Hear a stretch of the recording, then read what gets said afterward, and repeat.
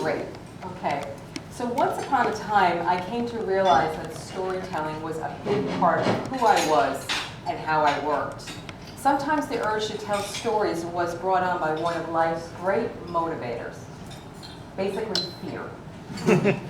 Taking me back to when I was in grade school in Queens as a bookish kid, and where storytelling's helped because you could either be funny or really, really fast. So stories helped sometimes. I've also stood in front of large rooms, kind of like this one, teaching, speaking, and as we said, doing stand-up. And feeling that silence of, why are you here to talk to me and what can you possibly teach me? Stories sometimes start to bring the room closer together. And then there was all that time spent in HR, communicating with managers and staffs, translating policies and practices, which were written with the intent of keeping us out of the papers, and more importantly, away from the legal department. Stories were used when common sense failed to make a difference. So how am I going to share these key points of storytelling structure and the merits of story sharing with you, you very smart, capable people who are specialists in humans and behaviors and learning? Well, I'm going to take a shot at this, and I'm going to teach it as a poem, which will rhyme correctly most of the time. And it was a very unplanned tribute to Dr. Seuss, who is one of our great teachers that we've all grown up with and learned. After I finish, I will follow up with a very, very, very brief exercise, and there are handouts on the table. So, now we begin.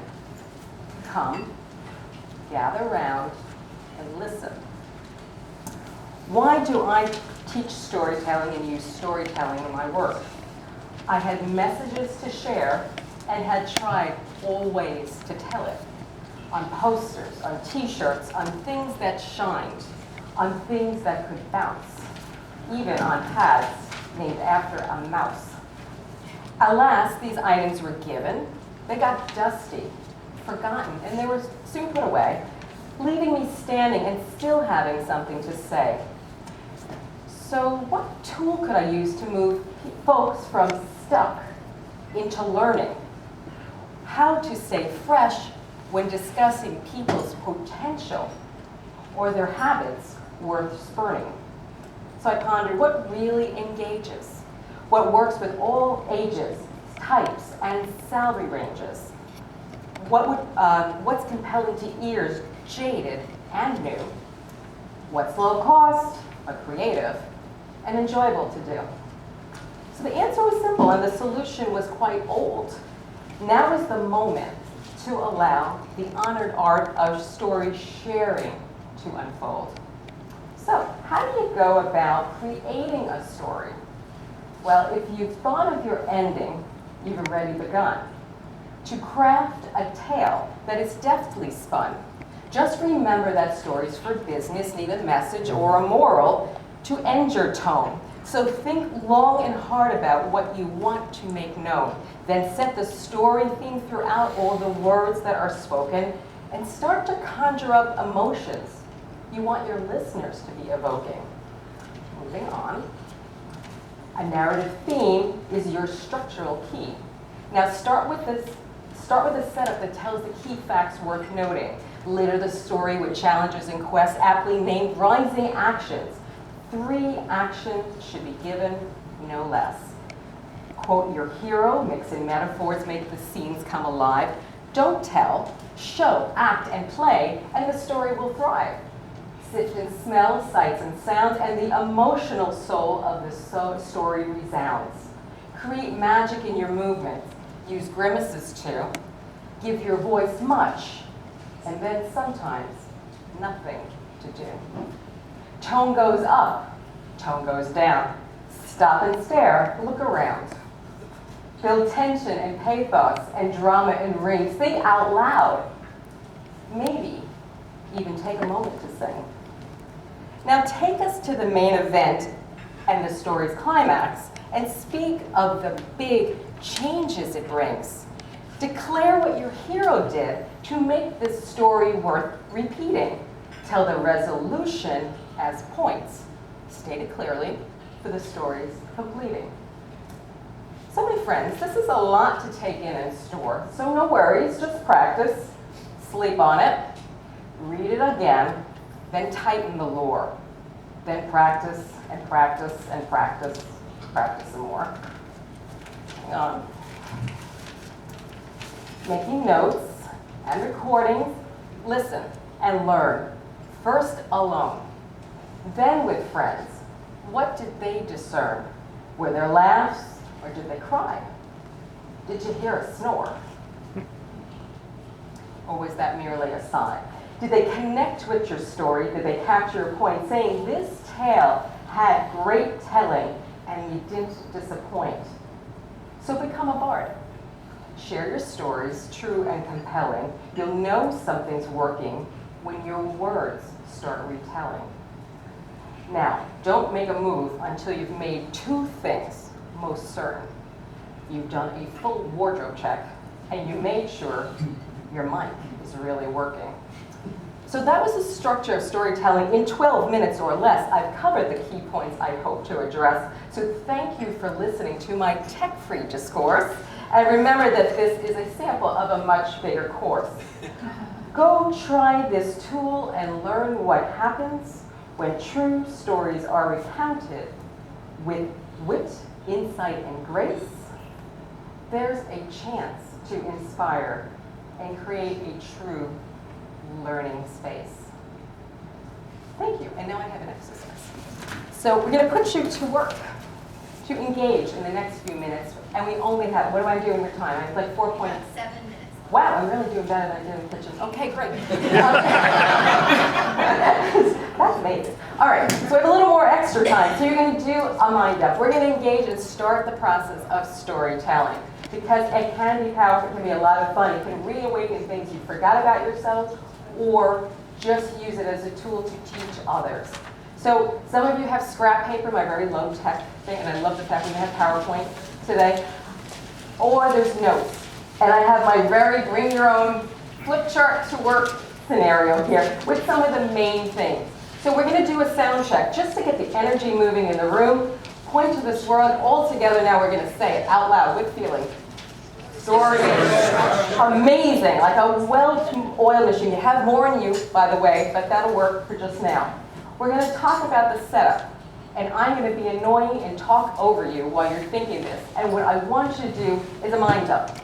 While we're thinking about stories, I want you to think about something in your life that you were inspired by, that made a difference, that really defines who you are. Don't overthink it. Like you said before, don't use too much of this. Use the back of your brain. It's not about making it perfect. Jay's out there. It's about getting it done, I know, but don't do that. Just write a few words to get yourself started. So the setup for me was thinking about stories and saying, there's a pattern here. Joan has listened to me and everybody's listened to me in the last couple of years saying, I teach with stories, I recruit with stories. There's something to this. I need to build on this. What is your setup? Your key facts to the story you want to tell. Just put a couple points down on a piece of paper. Come on, I'm looking at you. I've been a dean. You can tell.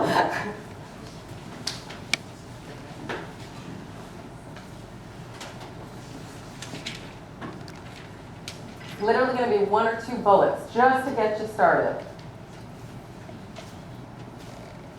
And then with you, the inciting event. When you think about that event, what was the thing that prompted you to take action? Was it a new course? Was it a new location? Was it a new hobby that you rediscovered? What was it? You had children, you got married. What was the thing that drove you forward? With me, it was at the computer one day, doing my thing, working, and I see this thing pop up.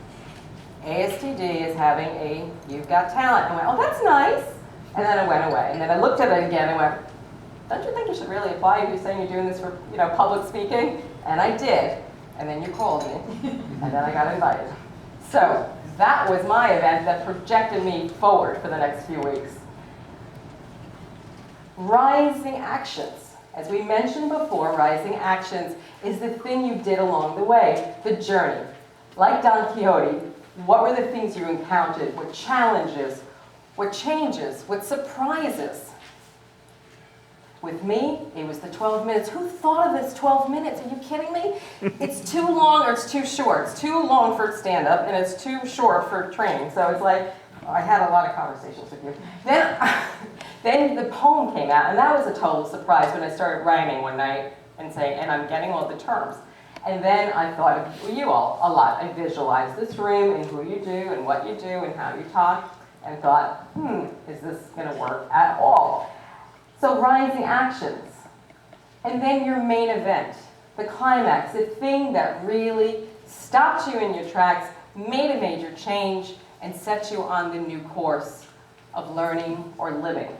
My event today is I showed up and presented. And I now know that I missed a step.